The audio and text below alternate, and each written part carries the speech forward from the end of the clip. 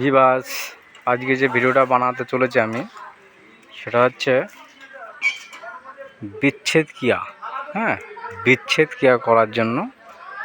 তা প্রথমেই বলে নিচ্ছি, আমার ভিডিওটা যদি তোমাদের ভালো লেগে থাকে তাহলে আমার চ্যানেলটি সাবস্ক্রাইব করবে এবং লাইক করবে অবশ্যই।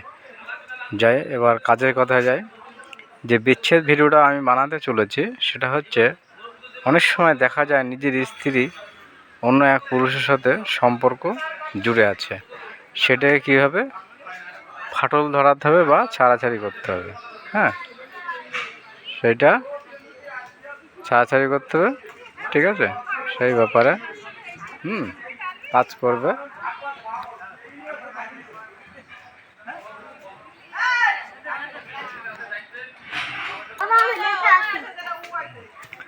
তাই যাই হোক, সেই বিচ্ছেদটা তোমরা কিভাবে করবে সেটা পুরো নিয়ম পুরোপুরি তোমাদের বলবো।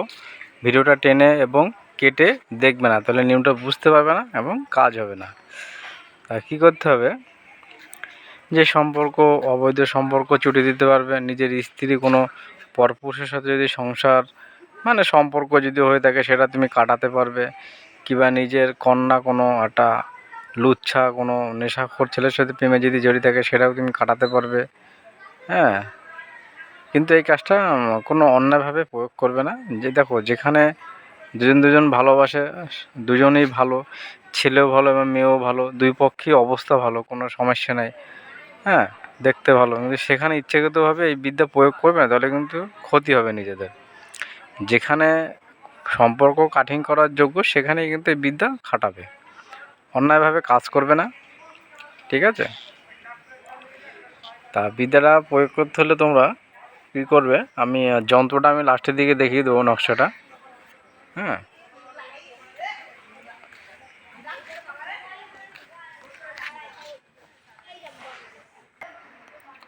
তা বিদ্যাটা কীভাবে প্রয়োগ করবে সেটা আমি পুরো বলে দেবো। বিদ্যাটা প্রয়োগ করবে একটা শনিবার দিন। এই বিদ্যাটা তোমরা প্রয়োগ করবে শনিবার। হ্যাঁ, অন্য কোনো বারে প্রয়োগ করবে না, মঙ্গলবার প্রয়োগ করবে না, কোনো অমাবস্যায় প্রয়োগ করতে হবে না, কোনো পূর্ণিমায় প্রয়োগ করতে হবে না। সপ্তাহে একদিন শনিবার আসে, সেই শনিবার দিনই এই বিদ্যাটা তোমরা প্রয়োগ করবে। হ্যাঁ, অন্য দিন কিন্তু করবে না। তা যাই হোক, কীভাবে করবে, শনিবার দিন তুমি দক্ষিণ দিকে মুখ করে বসবে। দক্ষিণ দিকে মুখ করে বসবে, বসার পরে একটা ধূপকাঠি জ্বালিয়ে নেবে এবং একটা প্রদীপ জ্বালিয়ে নেবে। হ্যাঁ, শুদ্ধ কাপড়ে বসবে, ধোয়া জামা কাপড় পরে দক্ষিণ দিকে মুখ করে বসবে। আর মুখের ভিতরে তুমি একটা কী করবে, একটা নিম পাতা নিয়ে নেবে। মুখের ভিতরে নিম পাতা নিয়ে তারপরে এই যন্ত্রটা তুমি সাদা কাগজে বা ভোজ পাতায় লিখলেও হবে, সাদা কাগজে লিখলেও হবে, কিন্তু ভোজ পাতায় লেখাটাই সঠিক। দর্শকর্মা দোকানে গিয়ে বললেই হবে যে আমাকে ভোজ্যপত্র দাও বা ভোজ পাতা দাও, তাহলেই দেখবে ভোজ পাতা দেবে। সেই ভোজ পাতার উপর তুমি, আমি যে যন্ত্রটা দিচ্ছি সেই যন্ত্রটা তুমি লাল কালি দিয়ে সুন্দর করে লিখবে। তারপরে যন্ত্র যেখানে নাম উল্লেখ করা আছে সেখানে ওই দুজনার নাম লিখবে, ঠিক আছে?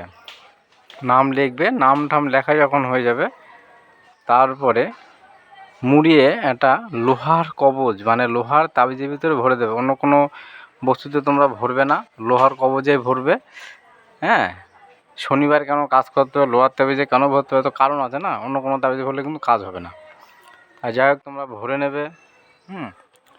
ভরা যখন হয়ে যাবে, ভরে যার সাথে বিচ্ছেদ করবে তার আগে নাম নেবে, যাকে ছাড়াবে তার নাম পরে নেবে। বলবে যে অমুক অমুকের সাথে ছাড়াছাড়ি হয়ে যাক, অমুক অমুকের সাথে ছাড়াছাড়ি হয়ে যাক, 3বার বলবে। 3বার বলে তাবিজের মুখটা মাটি দিয়ে বন্ধ করে দেবে। ওটা মোম দিয়ে বন্ধ করা যাবে না।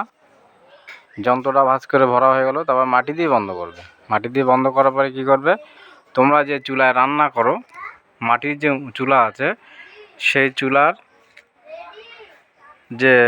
যে রান্না করো সেই চুলার পাশে তাবিজটা পুঁতে দেবে। কীভাবে পুঁতবে, যাতে মেন সমস্যা কি, তাবিজটা গরম হতে হবে।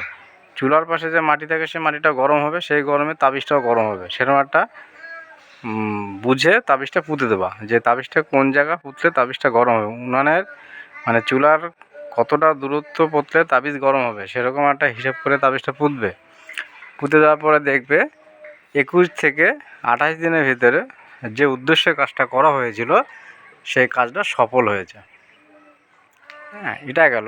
আর যাদের বাড়ি চুলো বা উনুন নেই, যদি মনে করো নেই, তাহলে কি করবে, ওই তাবিজটা কোনো শ্মশানে চলে যাবে। শ্মশানে যে চিতা থাকে, যেখানে মানুষ যেখানে চিতা জ্বালায়, সেই চিতার আশেপাশে পুঁতে দেবে। মানে চিতা যখন জ্বালানো হয়, চিতার কিন্তু অনেকটা মানে 1 হাত 2 হাত 3 হাত দূরে কিন্তু মাটির একটা গরম ভাব থাকে।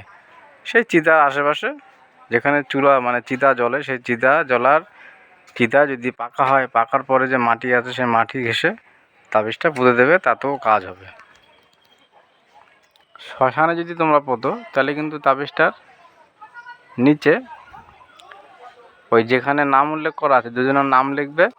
তারপরে নিচে কোনো জায়গায় যার সাথে বিচ্ছেদ হবে তার মায়ের নাম, আর যে যাকে ছাড়াবে মানে উভয়ের মায়ের নাম বা বাবার নাম লিখে দেবে।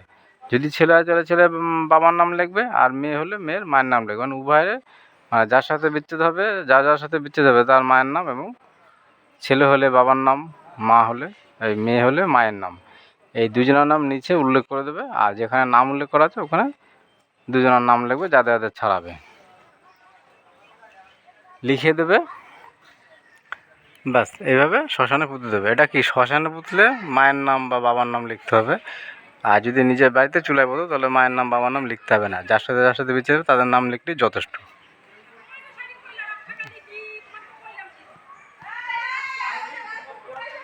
তা যাই হোক বন্ধুরা, ভিডিওটা দেখে অবশ্যই একটা লাইক দেবে। আমি এখন যন্ত্রটা তোমাদের দেখাবো, ভিডিওর লাস্টটা এখন দেখাবো। এই যে হচ্ছে যন্ত্রটি, এই যন্ত্রটা লাল কালি দিয়ে ভুজ্য পদ্ধতি লিখবে, দেখে নাও ভালো করে।